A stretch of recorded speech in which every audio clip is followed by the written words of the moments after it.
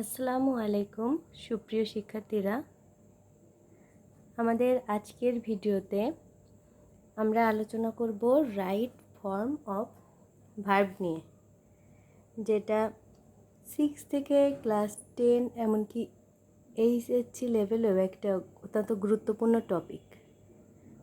এখন আমরা আমাদের বিভিন্ন গ্রামার বইতে আছে রাইট ফর্ম অফ ভার্বের গতানুগতিক কিছু নিয়ম দেওয়া আছে, যেখানে 80, 90, 100টা পর্যন্ত নিয়ম দেওয়া থাকে, রুল দেওয়া থাকে। এখন আমরা ওই রুলটাকে আমরা ভেঙে ভেঙে আমি নিজের মতো করে তোমাদের জন্য সুন্দর একটি শীট তৈরি করেছি। এটা আমি তোমাদের সাথে শেয়ার করব। তো আজকের ভিডিওতে আমরা যতটা পারি তোমাদেরকে এই রাইট ফর্ম অফ ভার্বটাকে বুঝিয়ে দেওয়ার চেষ্টা করব। আর যদি কোনো কিছু বাকি থাকে তাহলে পরবর্তীতে আমি রাইট ফর্ম অফ ভার্বের ওপর আরও একটি ভিডিও তৈরি করব। তো আমরা শুরু করি। রাইট ফর্ম অফ ভার্ব, এটার অর্থটা কি হয়? ভার্বের সঠিক রূপ, ভার্বের সঠিক রূপ বা গঠন। এখন ভার্বটা কত রকমভাবে আমাদের সামনে আসে। একটা ভার্ব আমরা যখন বিভিন্ন গল্প পড়ি, কবিতা পড়ি, যা কিছু পড়ি না কেন, কোনো সেন্টেন্স লিখতে গেলে ভার্বটা কোন কোন রকমভাবে আমাদের সামনে আসে সেটা আমরা প্রথমে দেখি।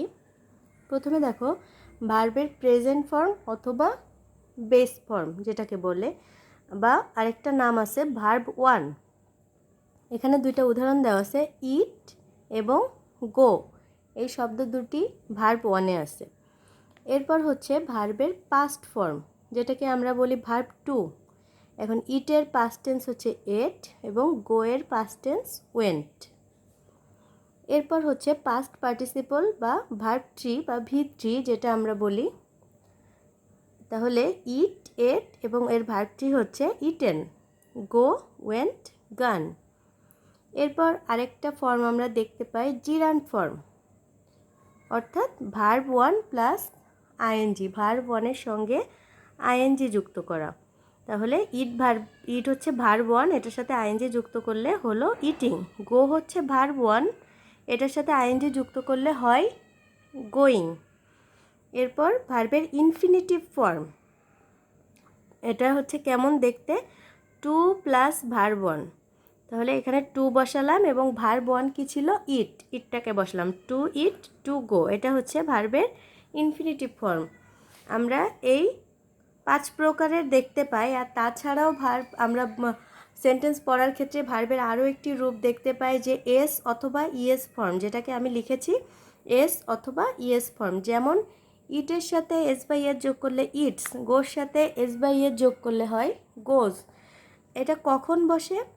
প্রেজেন্ট ইনডিফিনাইট টেন্সে সাবজেক্ট যদি থার্ড পারসন এবং সিঙ্গুলার নাম্বার হয় তখন ভার্বের সাথে কি যুক্ত হয়? এস অথবা ইএস যুক্ত হয়। প্রেজেন্ট ইনডিফিনাইট টেন্সে সাবজেক্ট থার্ড পারসন সিঙ্গুলার হলে ভার্বের সাথে এস অথবা ইএস যুক্ত হয়। এরপর শিক্ষার্থীরা, আমরা ভার্বের এই যে 6 রকম গঠন জানলাম, যে 6 রকমভাবে একটা ভার্ব আমাদের সামনে আসে 6টা রূপে। এরপর আমরা একটু অক্সিলারি ভার্ব সম্পর্কে একটু ধারণা নিয়ে নিই। অক্সিলারি ভার্ব, যার অর্থ হচ্ছে সাহায্যকারী ক্রিয়া।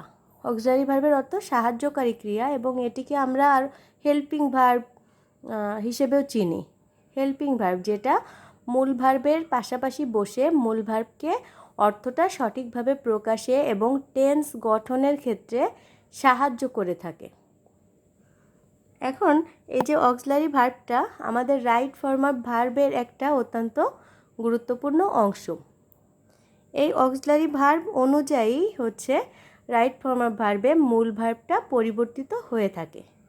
এখন তাহলে আমাদের জানতে হবে এই যে রাইট ফর্ম অফ ভার্বে এই অক্সিলারি ভার্বটা আমাদের কিভাবে ব্যবহার করতে হয়, এবং তার আগে আমরা জানবো অক্সিলারি ভার্বটা কত প্রকার।